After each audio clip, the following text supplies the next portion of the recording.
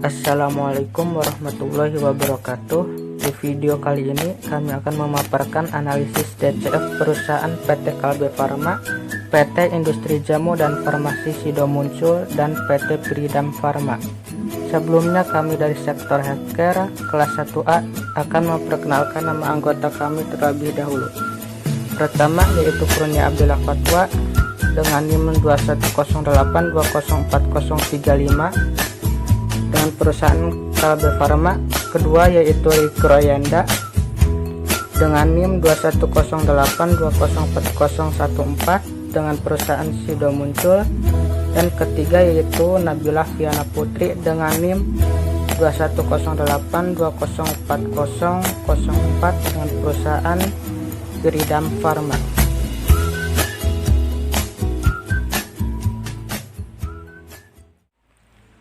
Perusahaan pertama yang akan kami jelaskan yaitu PT Kalbe Farma Tbk dengan kode emiten saham KLBF. Berdiri pada tanggal 10 September 1966, Kalbe Farma telah jauh berkembang dari usaha sederhana di sebuah garasi menjadi perusahaan farmasi terdepan di Indonesia.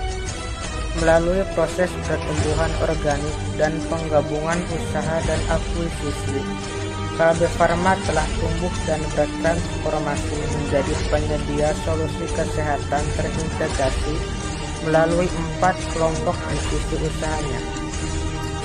Yang pertama yaitu divisi obat resep dengan kontribusi sebesar 23%.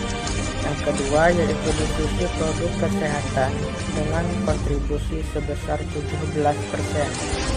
Yang ketiga yaitu divisi nutrisi dengan kontribusi sebesar 30%. Dan yang keempat yaitu divisi distribusi dan logistik dengan kontribusi sebesar 30%.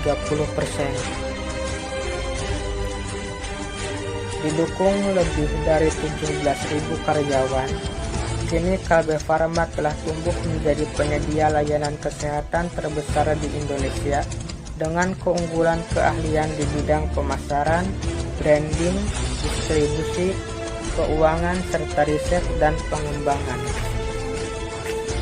PT Kalbe Farma Tbk dengan kantor pusatnya yang berlokasi di Gedung Kalbe, Jalan Letjen Suprapto, Kaf 4, Cempaka Putih, Jakarta Pusat, dengan fasilitas pabriknya yang berlokasi di kawasan industri Delta Silicon, Jalan MH Tamrin, Blok A 3, Strip 1, Lipot, Cikarang, Bekasi, Jawa Barat ini memperoleh pernyataan efektif dari Bapepam LK untuk melakukan penawaran umum perdana saham atau IPO KLBF kepada masyarakat sebanyak 10 juta rupiah dengan nilai nominal Rp1.000 per lembar saham dengan harga penawaran sebesar Rp7.800 per saham.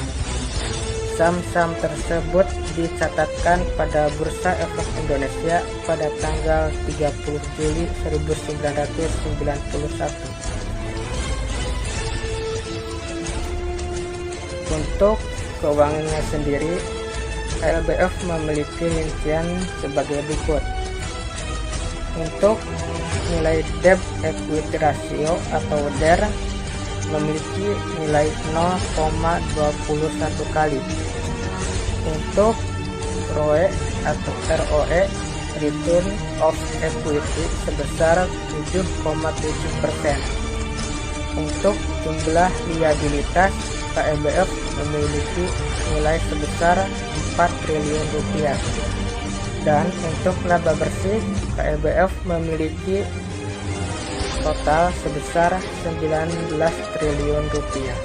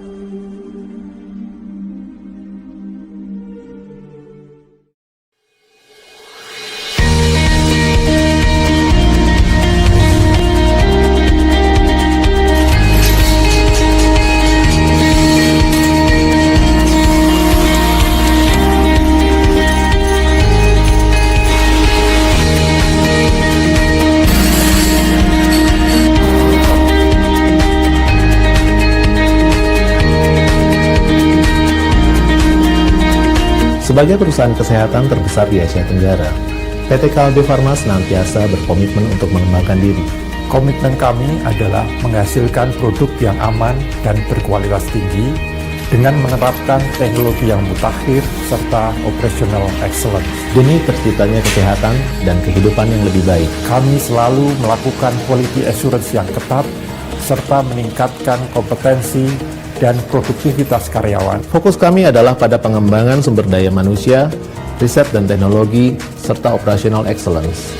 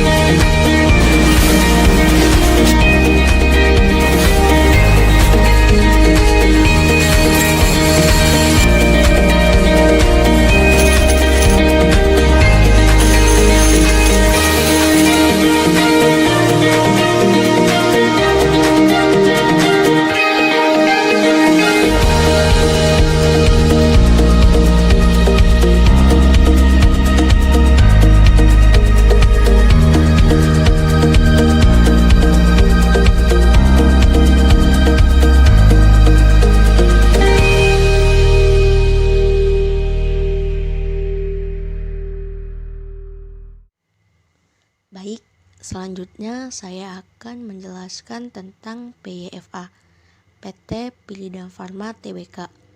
Berdiri pada tanggal 27 November 1976, berlokasi di Cianjur, Jawa Barat. Didirikan oleh Mr. Syakri Kosasi dan Dr. Kartini Raharjo. PYFA bergerak dalam bidang produksi, pengembangan obat-obatan, dan perdagangan medis. Perusahaan ini mulai beroperasi pada tahun 1977 dan mulai melakukan IPO (Initial Public Offering) atau penawaran umum perdana saham pada tanggal 16 Oktober 2001. Untuk keuangan PYFA, jika dilihat dari rasio keuangannya, memiliki DER atau Debt to Equity Ratio atau rasio hutang yang dimiliki perusahaan terhadap seluruh ekuitas perusahaan.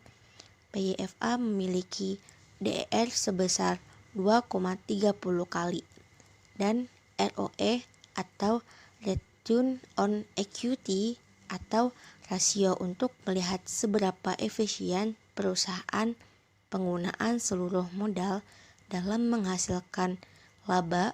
PYFA memiliki ROE sebesar 6,5%.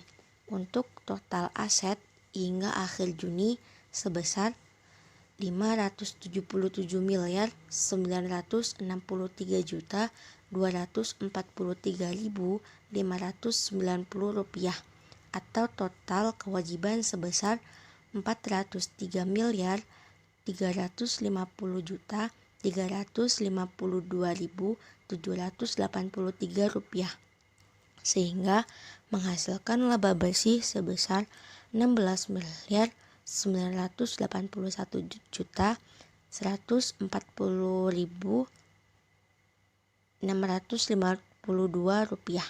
Dengan pendapatan aset dan hutang, PYFA menghasilkan harga wajar 520 dan harga saham 1.120 per lembar, sehingga MOS atau margin of safety yang dihasilkan sebesar min 115%. Jika dilihat dari MOS atau margin of safety, perusahaan PYFA memiliki MOS kurang dari 30%, sehingga perusahaan ini belum layak untuk diinvestasikan karena memiliki MOS kurang baik.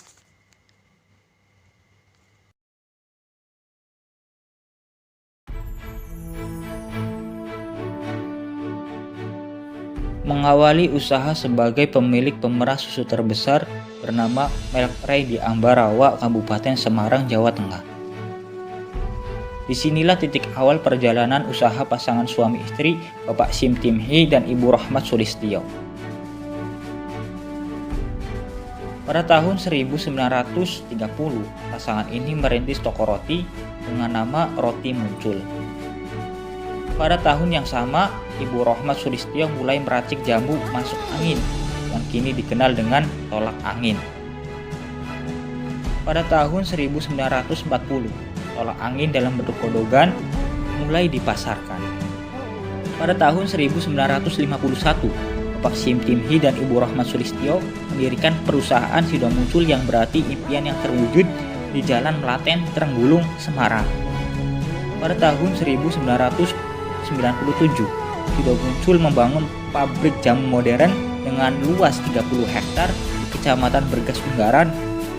Membangun pabrik ini ditandai dengan peletakan batu pertama oleh Sri Sultan Hamengkubuwono X pada tanggal 21 Agustus 1997.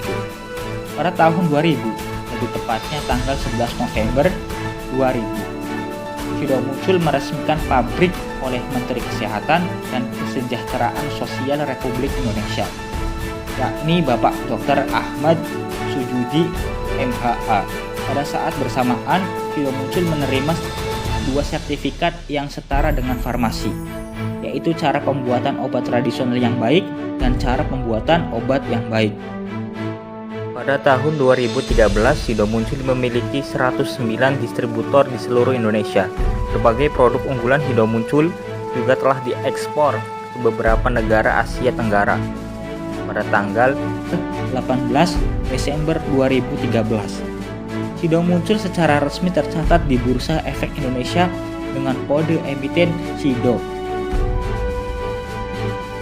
Dan pada tahun 2019, Sido Muncul mendapat sertifikat halal dari Majelis Ulama Indonesia.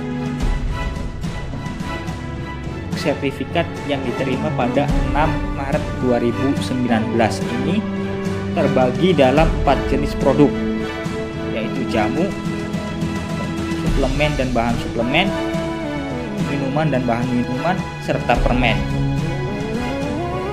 Berbekal pengalaman lebih dari 70 tahun industri jamu di Indonesia, lebih dari 4.500 karyawan, dan lebih 300 jenis produk.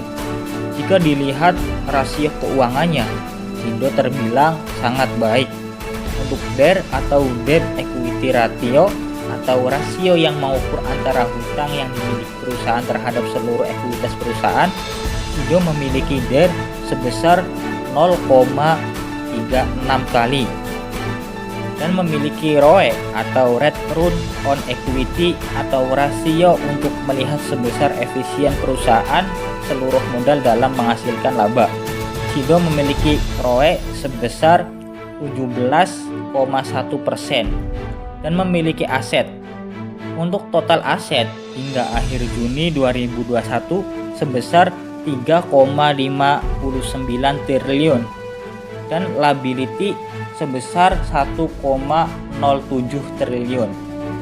Laba bersih Sido sebesar 586 juta rupiah dengan pendapatan, aset, dan hutang yang dimiliki Sido menghasilkan harga wajar sebesar 469 dan harga saham 790 sehingga MOS atau margin of safety yang dihasilkan sebesar 46%. Jika dilihat dari MOS perusahaan Sido Muncul memiliki MOS lebih dari 30%, sehingga perusahaan Sido layak diinvestasikan karena memiliki margin of safety yang cukup baik.